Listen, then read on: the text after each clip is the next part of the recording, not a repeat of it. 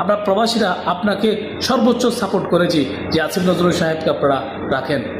আসিফ নজরুল সাহেব, ছাত্ররা বিশ্বাস করে আপনাকে পদে বসিয়েছে, কারণ আপনার সেই যোগ্যতা ছিল না কোনো পদে যাওয়ার জন্য।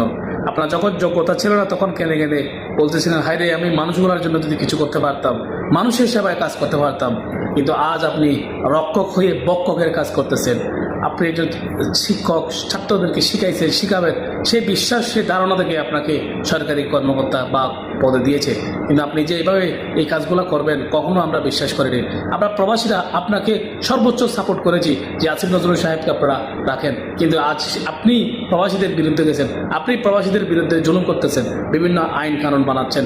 আইন শিখেন না, প্রবাসীরা কখনো আইন শিখতে আসে না। প্রবাসীরা সব আইন কানুন জেনেই চলে, মেনেই চলে। আর হয়রানিগুলো যেগুলো এয়ারপোর্ট আপনারা করতেছেন, এই হয়রানিগুলো আপনারা অবশ্যই বন্ধ করুন, না হলে আপনাদের পরিণতি সেই বিগত স্বৈরাচারের আমলে যেরকম হয়েছে সেরকম হবে। ক্ষমতা কারো চিরস্থায়ী নয়, একসময় ক্ষমতা চলে যাবে। সেই ক্ষমতা যাওয়ার পরে আপনাদের অবস্থাও ওদের মতো হবে, তখন পালানোর জায়গাও পাবেন না আপনারা।